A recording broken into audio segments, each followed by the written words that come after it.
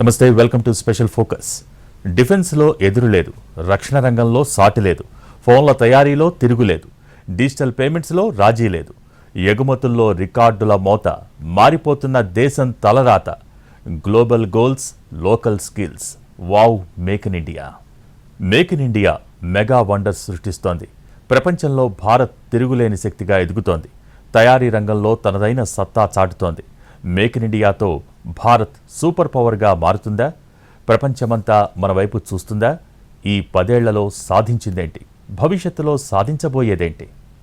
డిఫెన్స్లో ఎదురు లేదు, రక్షణ రంగంలో సాటి లేదు, ఫోన్ల తయారీలో తిరుగులేదు, డిజిటల్ పేమెంట్లలో రాజీ లేదు, ఎగుమతుల్లో రికార్డుల మోత, మారిపోతున్న దేశం తలరాత, గ్లోబల్ గోల్స్, లోకల్ స్కిల్స్.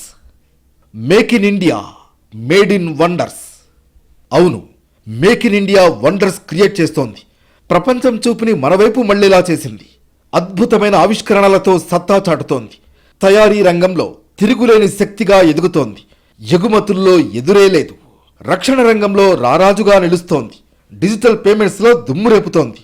టోటల్గా ఇండియా ఈజ్ షైనింగ్. నిజంగానే భారత్ వెలుగుతోంది. మేక్ ఇన్ ఇండియాలో అన్ని ఉత్పత్తులతో ఉరిమే ఉత్సాహంతో దూసుకు వెళుతోంది. ప్రధాని మోడీ 26 ఏళ్ల నాటి కలలను నిజం చేస్తూ పరుగులు తీస్తోంది. మేక్ ఇన్ ఇండియా నినాదం దేశంలో ఎన్నో మార్పులకు శ్రీకారం చుట్టింది. దీని స్ఫూర్తితో అనేక రంగాలు అంతర్జాతీయ స్థాయిలో సత్తా చాటుతున్నాయి. ముఖ్యంగా తయారీ రంగంలో భారత్ సూపర్ పవర్గా మారుతోంది. ఎలక్ట్రానిక్స్ స్వదేశీ ఉత్పత్తులు కూడా పెరిగాయి. ఇంకా ఎగుమతి చేయడమే కాదు, ప్రపంచంలో ఎలక్ట్రానిక్స్ వస్తువుల ఎగుమతిలో భారత్ టాప్ ప్లేస్ సాధించింది. 2014లో ప్రతిష్టాత్మకంగా మేక్ ఇన్ ఇండియాను ప్రధాని నరేంద్ర మోడీ ప్రారంభించారు. భారత్ను ప్రపంచంలో టాప్ ఉత్పత్తి దేశంగా మార్చేందుకు కలలు కన్నారు. దీనికోసం పక్కా ప్రణాళికలతో ముందుకు వెళ్లారు. 10 ఏళ్ల తర్వాత అద్భుతమైన ఫలితాలిస్తోంది మేక్ ఇన్ ఇండియా. 2014లో దేశంలో 80% మొబైల్ ఫోన్లను దిగుమతి చేసుకునే పరిస్థితుల్లో ఉంటే ఇప్పుడు 99% మొబైల్స్ ఇక్కడే ఉత్పత్తి అవుతున్నాయి. UK, Netherlands, Austria, Italy, South ఆఫ్రికాలకు సైతం ఎగుమతి చేస్తోంది. డిఫెన్స్ ప్రొడక్షన్తో పాటు అంతరిక్షం, ఎలక్ట్రిక్ వాహనాలు, సెమీకండక్టర్ల తయారీ, నిర్మాణ రంగం, రైల్వే ఇన్ఫ్రాలోనూ వండర్స్ సృష్టిస్తోంది. భారతదేశాన్ని గ్లోబల్ మ్యానుఫ్యాక్చరింగ్ హబ్గా ఉంచడం మేక్ ఇన్ ఇండియా లక్ష్యం. అనుకున్నట్లుగా 10 ఏళ్ల తర్వాత వివిధ రంగాల్లో ఎగుమతులు పెరిగాయి. ఆర్థిక వ్యవస్థను బలోపేతం చేసింది. ప్రపంచ వేదికపై భారతీయ వ్యాపార సామర్థ్యాలను ప్రదర్శించడానికి అవకాశాలను సృష్టించింది. దేశంలో స్టార్టప్ల సంఖ్య 2014లో 350 ఉండగా 10 ఏళ్లలో స్టార్టప్ ఇండియా ప్రోగ్రాం కింద నమోదైన వాటి సంఖ్య 148,000కు పెరిగింది. దేశంలో స్టార్టప్లు ప్రారంభించిన ప్రతి గంటకు 15 లక్షల ఉద్యోగాలు సృష్టించబడుతున్నాయి. ఎంఎస్ఎంఈలకు సంబంధించి ఉద్యమ్ పోర్టల్లో 1,85,00,000 మహిళా యాజమాన్యంలోని ఎంటర్ప్రైజెస్తో సహా 4,91,00,000కు పైగా నమోదిత ఎంఎస్ఎంఈలు కొనసాగుతున్నాయి. నమోదిత యూనిట్లు 21,17,00,000 ఉద్యోగాలను సృష్టించాయి. 2022-23లో భారతదేశ జీడీపీకి 30.1% అందించాయి. బుల్లెట్ రైల్ ప్రాజెక్టులు, కొత్త విమానాశ్రయాలు, స్మార్ట్ సిటీలు, రోడ్, రైల్ నెట్వర్క్ల విస్తరణతో సహా అనేక పెద్ద మౌలిక సదుపాయాల ప్రాజెక్టులు మేక్ ఇన్ ఇండియాతో ప్రారంభమైనవే. ఇది లాజిస్టిక్ సమస్యలను పరిష్కరించడమే కాకుండా పారిశ్రామిక యూనిట్లకు మద్దతునిచ్చింది. మేక్ ఇన్ ఇండియాతో డిజిటలైజేషన్, సాంకేతిక పురోగతి అనేక రంగాల్లోనూ కనిపించింది. ఎలక్ట్రానిక్స్, సాఫ్ట్వేర్ డెవలప్మెంట్లో స్వావలంబన పెరిగింది. మొబైల్ తయారీలో భారతదేశం అగ్రదేశంగా మారింది. యాపిల్, శాంసంగ్ సహా అనేక ఇతర ప్రపంచ కంపెనీలు భారతదేశంలో మొబైల్ తయారీ యూనిట్లను ఏర్పాటు చేశాయి. 2014లో భారతదేశంలో కేవలం 2 యూనిట్లు మాత్రమే ఉత్పత్తి చేసేవి. ఇది 2020 నాటికి 200 కంటే ఎక్కువ యూనిట్లకు పెరిగింది. మేక్ ఇన్ ఇండియా రక్షణ రంగంలో స్వావలంబనను ప్రోత్సహించింది. భారతీయ కంపెనీలు ఇప్పుడు సైనిక పరికరాలు, ఆయుధాల ఉత్పత్తికి పెద్ద ఎత్తున సహకరిస్తున్నాయి. రక్షణ రంగంలో ఎఫ్డిఐ పరిమితిని ప్రభుత్వం 74%కి పెంచింది. తేలికపాటి యుద్ధ విమానం తేజస్ సహా అనేక స్వదేశీ రక్షణ పరికరాల ఉత్పత్తి ఈ చొరవలో ముఖ్యమైన భాగం. ఇప్పుడు దేశ రక్షణ రంగంలో కీలక ఘట్టం ఆవిష్కృతమైంది. సైనిక రవాణా విమానాలను తయారు చేసే తొలి ప్రైవేట్ కర్మాగారం ప్రారంభమైంది. గుజరాత్లోని వడోదరలో C-295 రవాణా విమానాల తయారీ కేంద్రాన్ని ప్రధాని మోడీ స్పెయిన్ ప్రధాని పెడ్రో శాంచెజ్తో కలిసి ప్రారంభించారు. ఈ పరిశ్రమ భారత్, స్పెయిన్ మధ్య సంబంధాలతో పాటు make in India, make for the world మిషన్ను బలోపేతం చేస్తుందని ఆయన చెప్పారు. మేక్ ఇన్ ఇండియా ఇతర ప్రధాన విజయాలు 2023-24లో 1.55 లక్షల కోట్ల విలువైన ఖాదీ విక్రయాలు, పిఎల్ఐ పథకం కింద 1.28 లక్షల కోట్ల రూపాయల పెట్టుబడులు వచ్చాయి. ఇది 8.5 లక్షలకు పైగా ఉద్యోగాలను సృష్టించింది. 4 లక్షల కోట్లకు పైగా ఎగుమతులు పెరిగాయి. 2020లో టాయ్ల కోసం జాతీయ కార్యాచరణ ప్రణాళికను అమలు చేసినప్పటి నుంచి ఎగుమతులు 239% పెరిగాయి. మరోవైపు భారత్లో యాపిల్ ఐఫోన్ల తయారీ కేంద్రం వేగంగా ఎదుగుతోంది. ఈ ఏడాది తొలి 6 నెలల్లో దాదాపు 50,000 కోట్లకు పైగా విలువైన ఐఫోన్లను ఎగుమతి చేసినట్లు తెలుస్తోంది.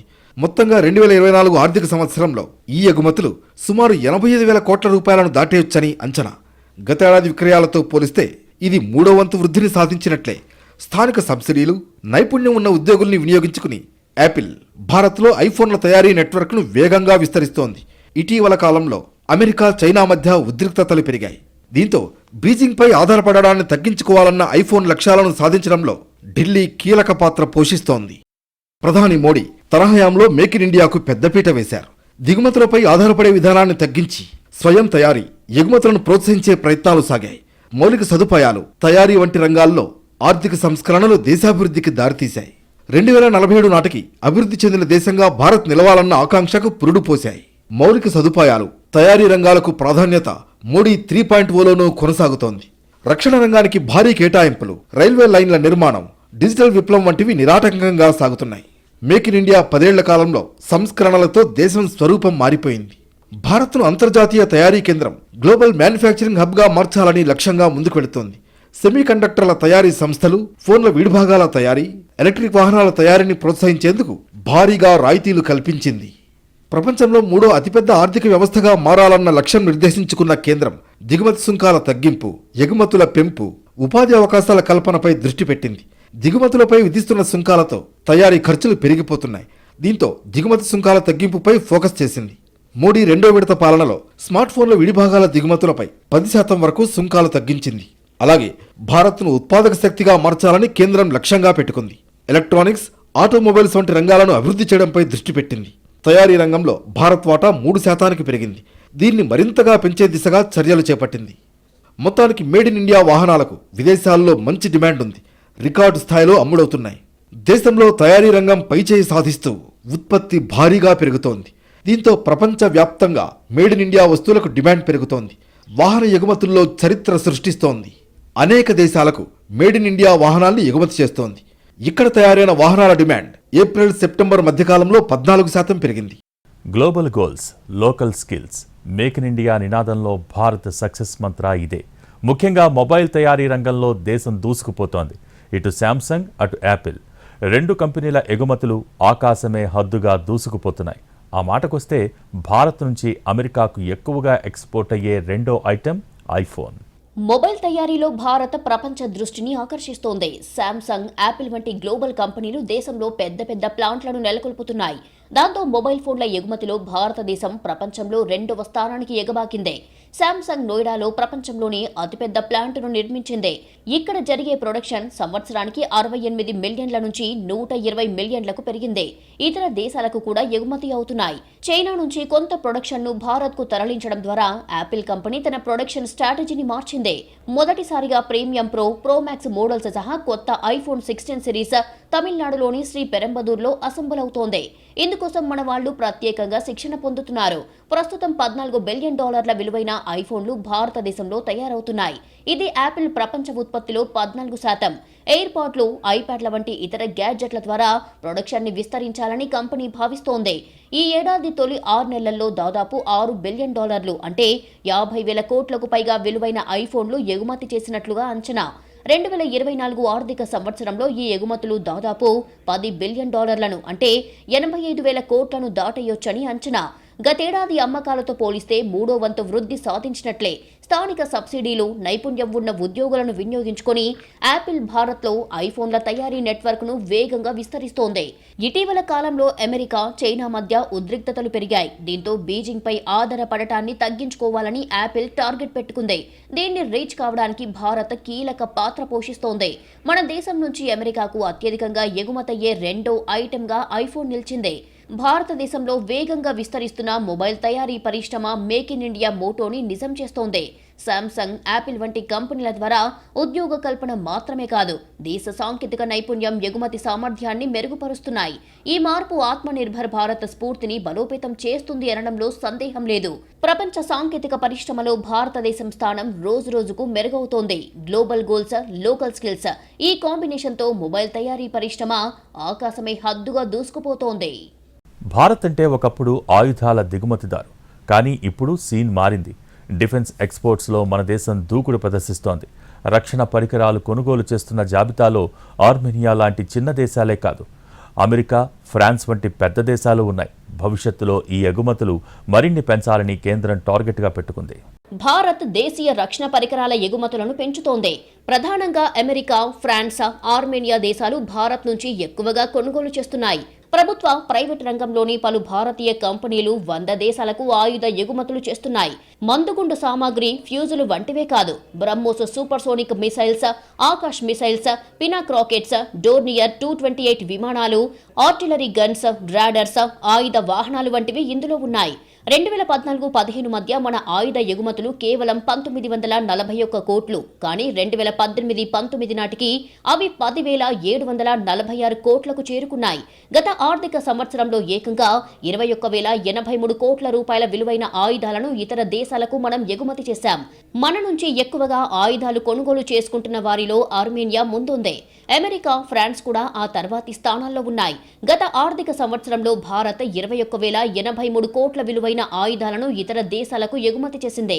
ఆర్మేనియా మన నుంచి Akash air defence missile system, Pinaka multi launch rocket systems కొనుగోలు చేస్తోంది. 155mm ఆర్టిలరీ గన్స్ కూడా ఆ దేశం ఆర్డర్ ఇచ్చింది. Bullet proof, night vision equipment, artillery shells వంటివి కూడా ఆ దేశానికి ఎగుమతి అవుతున్నాయి. దేశీయంగా అభివృద్ధి చేసిన ఆకాశ్ మిసైల్స్ కు మొదటి విదేశీ కస్టమర్ ఆర్మేనియానే. బ్రెజిల్ వంటి దేశాలు మనతో కలిసి దీన్ని మరింతగా అభివృద్ధి చేసి ఉత్పత్తి చేసేందుకు ముందుకొచ్చాయి. దీనికి సంబంధించి భారత ప్రభుత్వంతో చర్చలు జరుపుతోంది బ్రెజిల్. ఫిలిప్పీన్స్ కు 3 బ్రహ్మోస్ మిసైల్స్ అందించేందుకు 2022లో $375 మిలియన్ ఒప్పందం కుదిరింది. రష్యాతో కలిసి భారత్ ఉత్పత్తి చేస్తున్న మిసైల్స్ కోసం గల్ఫ్ దేశాలు ఆసక్తి కనబరుస్తున్నాయి. అమెరికాకు ఆయుధ విడిభాగాలు, సబ్ సిస్టమ్స్ సరఫరాలో భారత్ ముందుంది. బోయింగ్, లాక్హీడ్ మార్టిన్ వంటి ప్రముఖ సంస్థలు ఇండియా నుంచి వింగ్స్, విమాన, హెలికాప్టర్ విడిభాగాలను దిగుమతి చేసుకుంటున్నాయి. హైదరాబాద్ లోని Tata Boeing aerospace ventures fuselages, Apache హెలికాప్టర్ల సెకండరీ స్ట్రక్చర్స్ తయారు చేస్తోంది. ఇక ఫ్రాన్స్ మన దగ్గర నుంచి డిఫెన్స్ సాఫ్ట్వేర్, ఎలక్ట్రానిక్ వ్యవస్థలను దిగుమతి చేసుకుంటుంది. మనం ఇంతవరకు ఆయుధ దిగుమతులపైనే ఆధారపడ్డాం. 2019-23 మధ్య తీసుకుంటే ప్రపంచ దిగుమతుల్లో భారత్ వాటా 9.8%. అయితే మోడీ ప్రభుత్వం సాధ్యమైనంతగా విదేశాలపై ఆధారపడటం తగ్గించాలని టార్గెట్ పెట్టుకుంది. దేశీయంగా అభివృద్ధి, ఉత్పత్తిపై ఫోకస్ పెట్టింది. ఆత్మనిర్భర్ భారత్ లో భాగంగా కొన్ని రకాల ఉత్పత్తులపై నిషేధం విధించి వాటిని దేశీయంగా తయారు చేస్తోంది. 2023-24 నాటికి దేశీయంగా రక్షణ పరికరాల ఉత్పత్తి 1,20,000 కోట్లుగా రికార్డయ్యింది. 2028-29 నాటికి దాన్ని 3 లక్షల కోట్లకు పెంచాలి అన్నది మోడీ ప్రభుత్వ ఆలోచన. అలాగే ఆయుధ ఎగుమతుల్ని 50,000 కోట్లకు చేర్చాలి అన్న టార్గెట్ పెట్టుకుంది. మోడీ ప్రభుత్వం మేక్ ఇన్ ఇండియాకు ప్రాధాన్యం ఇవ్వడం రక్షణ రంగానికి కలిసి వచ్చింది. 2014-15తో పోల్చితే ప్రైవేటు సంస్థలు భారీగా పెరిగాయి. 16 ప్రభుత్వ రంగ రక్షణ సంస్థలతో పాటు 430 లైసెన్స్డ్ కంపెనీలు, 16,000 ఎంఎస్ఎంఈలు ఈ రంగంలో ఉన్నాయి. దేశీయ రక్షణ ఉత్పత్తుల్లో ప్రైవేటు వాటా 21% ఉంది. ఆయుధ ఎగుమతుల్లో ఇదే దూకుడు కొనసాగించాలని మోడీ ప్రభుత్వం లక్ష్యం నెరవేరేలానే కనిపిస్తోంది.